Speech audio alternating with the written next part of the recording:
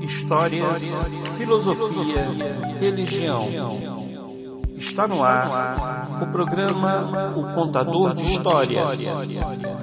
Apresentação: Paulo H.C. Gonçalves.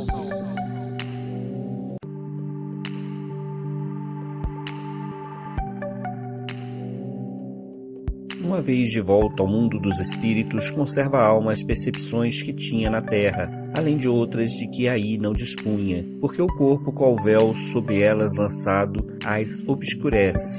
A inteligência é um atributo que tanto mais livremente se manifesta no espírito, quanto menos entraves tenha que vencer. Quanto mais se aproximam da perfeição, tanto mais sabem. Se são espíritos superiores, sabem muito. Os espíritos inferiores são mais ou menos ignorantes acerca de tudo. Conforme a elevação e a pureza que hajam atingido, os espíritos conhecem o princípio das coisas. É necessário asseverar que os de ordem inferior não sabem mais do que os homens. Os espíritos vivem fora do tempo, como compreendemos. A duração para eles deixa, por assim dizer, de existir. Os séculos para nós tão longos não passam aos olhos deles de instantes que se movem na eternidade, do mesmo modo que os relevos do solo se apagam e desaparecem para quem se eleva no espaço. Os espíritos fazem do presente mais precisa e exata ideia do que nós, do mesmo modo que aquele que vê bem faz mais exata ideia das coisas do que o cego. Os espíritos veem o que não vemos. Tudo apreciam, mas também isso depende da elevação deles. O passado, quando os espíritos se ocupam dele, é presente. Verifica-se então precisamente o que se passa contigo quando recordas qualquer coisa que te impressionou no curso de tua existência. Simplesmente, como já nenhum véu material custou da inteligência, lembram-se mesmo daquilo que se apaga da memória dos homens comuns. Mas nem todos os espíritos sabem, a começar pela própria criação. Depende da elevação que tenham conquistado os espíritos conhecer o futuro. Muitas vezes apenas o entreveem, porém nem sempre lhes é permitido revelá-lo. Quando o veem, parece-lhes presente. À medida que se aproximam de Deus, tanto mais claramente os espíritos descobrem o futuro. Depois da morte, a alma vê e aprende num golpe de vista suas passadas migrações, mas não pode ver o que Deus lhe reserva. Para que tal aconteça, preciso é que, ao cabo de múltiplas existências, se ache integrado nele. Uma observação: mesmo os espíritos que alcançaram a perfeição absoluta não têm conhecimento completo do futuro. Por isso que só Deus é soberano e ninguém o pode igualar. Só os espíritos superiores veem a Deus e compreendem. Os inferiores o sentem e adivinham. Quando o espírito inferior diz que Deus lhe proíbe ou permite uma coisa, ele o diz porque percebe Deus como uma intuição. Não tendes vós mesmos percepções, que se vos afigura avisos secretos para fazerem ou não isto ou aquilo? O mesmo acontece aos espíritos, se bem que em grau mais alto, pois compreende que, sendo mais sutil do que as vossas a essência dos espíritos, podem esse receber melhor as advertências divinas. Deus transmite suas ordens por intermédio dos espíritos imediatamente superiores, em perfeição e instrução. O espírito não tem circunscrita a visão como os seres corpóreos. No caso deles, a visão reside em todo ele. Vêm por isso mesmo, sem precisar de luz exterior. Para os espíritos não há trevas, salvo as que podem achar-se por expiação. Como o espírito se transporta aonde queira, com a rapidez do pensamento, pode-se dizer que vê em toda parte ao mesmo tempo. Seu pensamento é suscetível de irradiar, dirigindo-se a um tempo para muitos pontos diferentes. Mas essa faculdade depende de sua pureza. Quanto menos puro é o espírito, tanto mais limitado tem a visão. Só os espíritos superiores podem, com a vista, abranger um conjunto. No espírito, a faculdade de ver é uma propriedade inerente à sua natureza e que reside em todo o seu ser, como a luz reside em toda parte do corpo luminoso. É uma espécie de lucidez universal que se estende a tudo, que abrange simultaneamente o espaço, os tempos e as coisas. Lucidez para a qual não há trevas, nem obstáculos materiais. Compreende-se que deve ser assim. No homem a visão se dá pelo funcionamento de um órgão que a luz impressiona. Daí se segue que, não havendo luz, o homem fica na escuridão. No espírito, como a faculdade de ver constitui um atributo seu, abstração feita de qualquer agente exterior, a visão visão independe da luz. O espírito vê as coisas mais distintamente do que os encarnados, pois sua vista penetra onde a nossa não pode penetrar. Nada a obscurece. Os espíritos percebem os sonhos, mesmo sonhos imperceptivos para os nossos sentidos obtusos. No espírito, a faculdade de ouvir está em todo ele, como a de ver. Todas as percepções constituem atributos do espírito e lhe são inerentes ao ser. Quando reveste um corpo material, elas só lhe chegam pelo conduto dos órgãos. Deixam, porém, de estar localizadas, em se achando ele na condição de espírito livre. O espírito unicamente vê e ouve o que quer. Dissemos isso de um ponto de vista geral, e em particular com referência aos espíritos elevados, porquanto os imperfeitos muitas vezes ouvem e veem a seu mau grado, o que lhes possa ser útil ao aperfeiçoamento. São eles sensíveis à música. Mas o que é a música terrena comparada às músicas celestiais? A esta harmonia de que nada na terra vos pode dar ideia. Uma está para a outra como o canto do selvagem para uma doce melodia. Não obstante, espíritos vulgares podem experimentar certo prazer em ouvir a vossa música, por lhes não ser dado ainda compreender outras mais sublimes. A música possui infinitos encantos para os espíritos, por terem elas muito desenvolvidas as qualidades sensitivas. Refiro-me à música celeste, que é tudo o que de mais belo e delicado pode a imaginação espiritual conceber. Tão diferentes são as belezas naturais dos mundos que longe estamos de as conhecer. Sim, os espíritos são sensíveis a essas belezas, de acordo com as aptidões que tenham para apreciar e compreender. Os espíritos conhecem as nossas necessidades e sofrimentos físicos, mas não os experimentam. Eles não podem sentir a fadiga como entendemos. Consequentemente, não precisam de descanso corporal, como nós, pois que não possuem órgãos cujas forças devem ser reparadas. O espírito, entretanto, repousa no sentido de não estar em constante atividade. Ele não atua materialmente. Sua ação é toda intelectual e integralmente moral o seu repouso. Quer isso dizer que momentos há em que o seu pensamento deixa de ser tão ativo quanto de ordinário e não se fixa em qualquer objeto determinado. É um verdadeiro repouso, mas de nenhum modo comparável do corpo físico. A espécie de fadiga que os espíritos são suscetíveis de sentir guarda relação com a inferioridade deles. Quanto mais elevado seja, tanto menos precisarão de repouso. Quando o espírito diz que sofre, podemos dizer que as angústias morais que o torturam, mais dolorosas do que todos os sofrimentos físicos. Assim, as queixas formuladas por alguns espíritos que declaram sentir frio ou calor, por exemplo, nada mais são do que reminiscências do que padeceram durante a vida. Reminiscência não rara tão aflitiva quanto a realidade. Muitas vezes, no que eles assim dizem, apenas há uma comparação mediana, a qual, em falta de coisa melhor, procuram exprimir a situação em que se acham. Quando se lembram do corpo que revestiram, têm impressão semelhante à de uma pessoa que, havendo tirado o manto que o envolvia, julga, passando algum tempo, que ainda o traz sobre os ombros. O corpo é o instrumento da dor. Se não é a causa primária desta, é, pelo menos, a causa imediata. A alma tem a percepção da dor. Essa percepção é o efeito. A lembrança que da dor a alma conserva pode ser muito penosa, mas não pode ter ação física. De fato, nem o frio nem o calor são capazes de desorganizar os tecidos da alma, que não é suscetível de congelar-se nem de queimar-se. Não vemos todos os dias a recordação ou apreensão de um mal físico produzirem o efeito deste mal, como se real fosse? Não os vemos até causar a morte? Toda a gente sabe que aqueles a quem se amputa um membro costumam sentir dor no membro que lhe foi amputado. Certo que aí não está a sede, ou sequer o ponto de partida da dor. O que há apenas é que o cérebro guarda a impressão desta. Lícito, portanto, será admitir-se que coisa análoga ocorre nos sofrimentos do espírito após a morte. Um estudo aprofundado do perispírito, que tão importância e papel desempenha em todos os fenômenos espíritas, nas aparições vaporosas ou tangíveis, no estado em que o espírito vem a encontrar-se por ocasião da morte, na ideia que tão frequentemente manifestam de que ainda estão vivos, nas situações tão comovedoras que nos revelam as dos suicidas, dos suplicados, dos que se deixaram observar pelos gozos materiais e inúmeros outros fatos, muita luz lançarão sobre essa questão, dando lugar a explicações que passamos a resumir.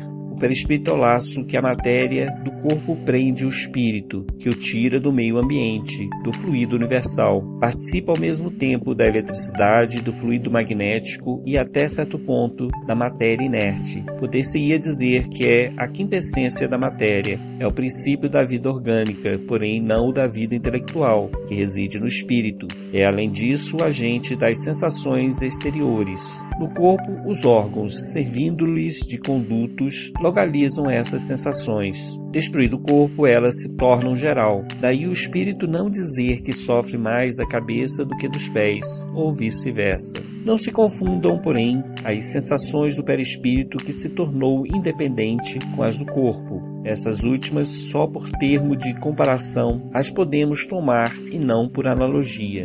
Liberto do corpo, o espírito pode sofrer, mas esse sofrimento não é corporal, embora não seja exclusivamente moral, como o remorso, pois que ele se queixa de frio e calor. Também não sofre mais no inverno do que no verão. Temos-los visto atravessar chamas sem experimentar qualquer dor. Nenhuma impressão lhes causa, consequentemente, a temperatura. A dor que sente não é, pois, uma dor física propriamente dita. É um vago sentimento íntimo, que o próprio espírito nem sempre compreende bem, precisamente porque a dor não se acha localizada e porque não a produzem agentes exteriores. É mais uma reminiscência do que uma realidade. Reminiscência, porém, igualmente penosa. Algumas vezes, entretanto, há mais do que isso, como vamos ver. Ensina-nos a experiência, por ocasião da morte, o perispírito se desprende mais ou menos lentamente do corpo, que durante os primeiros minutos depois da desencarnação, o espírito não encontra explicação para as situações em que se acha. Crê não estar morto, por isso que se sente vivo, vê a um lado o corpo, sabe que lhe pertence, mas não compreende que esteja separado dele. Essa situação dura enquanto haja qualquer ligação entre o corpo e o perispírito. Disse-nos certa vez um suicida: não estou morto, e acrescentava: no entanto, sinto os vermes a me roerem. Ora, indubitavelmente os vermes não lhe roíam o perispírito, e ainda menos o espírito, roíam-lhe apenas o corpo. Como, porém, não era completa a separação do corpo e do perispírito, uma espécie de repercussão moral se produzia, transmitindo ao espírito o que estava ocorrendo no corpo. Repercussão talvez não seja o termo próprio, porque pode induzir a suposição de um efeito muito material. Era antes a visão do que se passava com o corpo, ao qual ainda o conserva ligado o perispírito, e que lhe causava a ilusão, que ele tomava por realidade. Assim, pois, não haveria, no caso, uma reminiscência propriamente dita, porquanto ele não fora, em vida, roído pelos vermes. Havia o sentimento de um fato de atualidade. Isso mostra que deduções se podem tirar dos fatos, quando atentamente observados. Durante a vida, o corpo recebe impressões exteriores e as transmite ao espírito por intermédio do perispírito, que constitui provavelmente o que se chama fluido nervoso. Uma vez morto, o corpo nada mais sente, por já não haver nele espírito nem perispírito. Este, desprendido do corpo, experimenta a sensação, como já não lhe chega por um conduto limitado, ela se lhe torna geral. Ora, não sendo o perispírito realmente mais do que um simples agente de transmissão, pois que no espírito é que está a consciência, lógico será deduzir-se que, pudesse existir perispírito sem espírito, aquele nada sentiria, exatamente como um corpo que morreu. Do mesmo modo, se o espírito não tivesse perispírito, seria inacessível a toda e qualquer sensação dolorosa. É o que se dá com os espíritos completamente purificados. Sabemos que quanto mais eles se purificam, tanto mais etérea se torna a essência do perispírito, donde se segue que a influência material diminui à medida que o espírito progride, isto é, à medida que o próprio perispírito se torna menos grosseiro. Mas dir-se-á, desde que pelo perispírito é que as sensações agradáveis, da mesma forma que as desagradáveis se transmite ao espírito, sendo o espírito puro e inacessível a uma, deve ser igualmente a outra. Assim é de fato com relação às que provêm unicamente da influência da matéria que conhecemos. Os sons dos nossos instrumentos, o perfume de nossas flores, nenhuma impressão lhes causa. Entretanto, eles experimentam sensações íntimas de um encanto indefinível, das quais ideia alguma podemos formar, porque a esse respeito somos quais cegos de nascença diante da luz. Sabemos que isso é real, mas por que meios se produz? Até lá não vai a nossa ciência. Sabemos que no espírito há percepção, sensação, audição, visão, que essas faculdades são atributos do ser todo e não, como no homem, de uma parte apenas do ser. Mas de que modo eles as têm? Ignoramo-lo. Os próprios espíritos nada nos podem informar sobre isso, por inadequação à nossa linguagem, a exprimir ideias que não possuímos. Precisamos, como é, por falta de termo próprio, a dos selvagens para traduzir ideias referentes à nossa arte, ciência e doutrina filosófica, dizendo que os espíritos são inacessíveis às impressões da matéria que conhecemos. Referimos-nos aos espíritos mais elevados, cujo evoltório etéreo não encontra analogia neste mundo. Outro tanto não acontece com os de perispírito mais denso, os quais percebem os nossos sons e odores, não, porém, apenas por uma parte limitada de sua individualidade, conforme lhes sucedia quando encarnados. Pode-se dizer que neles as vibrações moleculares se fazem sentir em todo o ser, e que lhe chega assim ao sensorium comune, que é o próprio espírito, embora de modo diverso e talvez também dando uma impressão diferente, o que modifica a percepção. Eles ouvem o som de nossa voz, entretanto nos compreendem sem o auxílio da palavra, somente pela transmissão do pensamento. Em apoio do que dissemos, ao fato de que essa penetração é tanto mais fácil quanto mais desmaterializado está o espírito. Pelo que concerne à vista, essa, para o espírito, independe da luz, qual temos. A faculdade de ver é um atributo essencial da alma. Para quem a observa, não existe. É, contudo, mais extensa, mais penetrante, mais purificada. A alma, o espírito, tem, pois, em si mesma a faculdade de todas as percepções. Estas, na vida corpórea, se obliteram pela grosseria dos órgãos do corpo. Na vida extracorpórea se vão desanuviando à proporção que o invólucro semimaterial se desmaterializa. Aurido do meio ambiente, esse envoltório varia de acordo com a natureza dos mundos. Ao passarem de um mundo a outro, os espíritos mudam de envoltório, como nós mudamos de roupa, quando passamos do inverno ao verão, ou do polo ao equador. Quando vêm visitar-nos, os mais elevados se revestem do perispírito terrestre, e então suas percepções se produzem como no comum dos espíritos. Todos, porém, assim, os inferiores como os superiores, não ouvem nem sentem, senão o que querem ouvir ou sentir. Não possuindo órgãos sensitivos, eles podem livremente tornar ativo ou nula suas percepções. Uma só coisa são obrigados a ouvir: os conselhos dos espíritos bons. A vista essa é sempre ativa, mas eles podem fazer-se invisíveis uns aos outros. Conforme a categoria que ocupem, podem ocultar-se dos que lhes são inferiores, porém não dos que lhes são superiores. Nos primeiros instantes que se segue à morte, a visão do espírito é sempre turbada e confusa. Aclara-se à medida que ele se desprende e pode alcançar a nitidez que tinha durante a vida terrena, independentemente da possibilidade de penetrar através dos corpos que nos são opacos. Quanto à sua extensão através do espaço indefinido, do futuro e do passado, depende do grau de pureza e de elevação do espírito. Objetarão, talvez, toda essa teoria nada tem de tranquilizadora. Pensávamos que, uma vez livres do nosso grosseiro envoltório, instrumento de nossas dores, não mais sofreríamos, e eis nos informam de que ainda sofremos. Desta ou daquela forma, será sempre sofrimento. Ah, sim, pode dar-se que continuemos a sofrer, e muito, e por longo tempo, mas também que deixemos de sofrer, até mesmo desde o instante em que se nos acabe a vida corpórea. Os sofrimentos deste mundo independem algumas vezes de nós, muito mais vezes, contudo, são devidos à nossa vontade. Remonte cada um a origem deles e verá que a maior parte de tais sofrimentos são efeitos de causas que lhe teriam sido possível evitar. Quantos males, quantas enfermidades não deve o homem aos seus excessos, à sua ambição. Numa palavra, as suas paixões.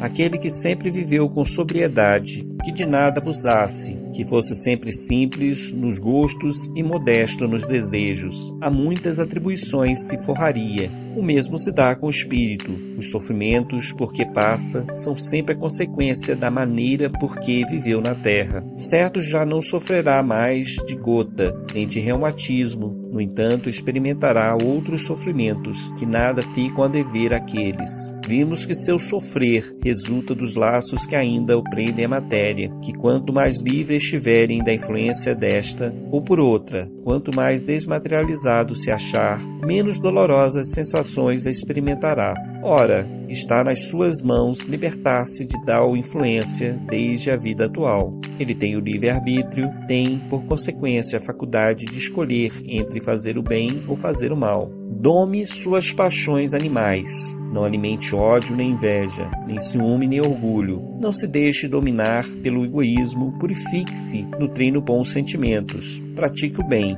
Não ligue às coisas desse mundo importância que não merecem. E então, embora revestidos do invólucro corpóreo, já estará liberto do jugo da matéria, e quando deixar esse envoltório, não mais lhe sofrerá influência. Nenhuma recordação dolorosa lhe advirá dos sofrimentos físicos que haja padecido. Nenhuma impressão desagradável eles deixarão, porque apenas terão atingido o corpo e não a alma. Sentir-se-á feliz por se haver libertado deles e a paz de sua consciência o isentará de qualquer sofrimento moral. Interrogamos aos milhares, espíritos que na Terra pertenceram a todas as classes da sociedade, ocuparam todas as posições sociais.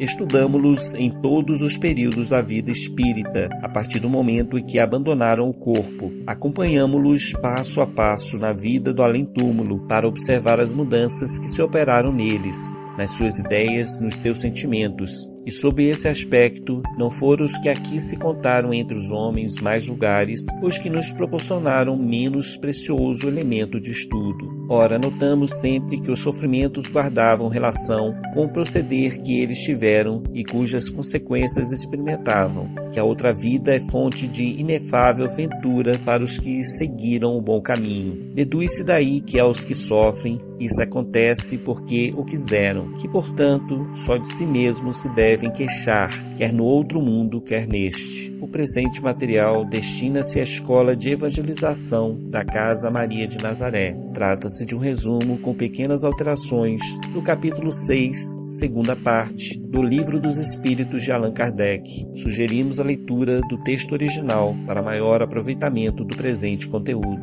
Que Deus abençoe a todos nós.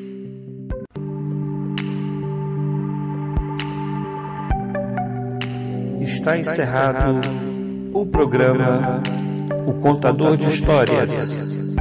Apresentação: Paulo H.C. Gonçalves.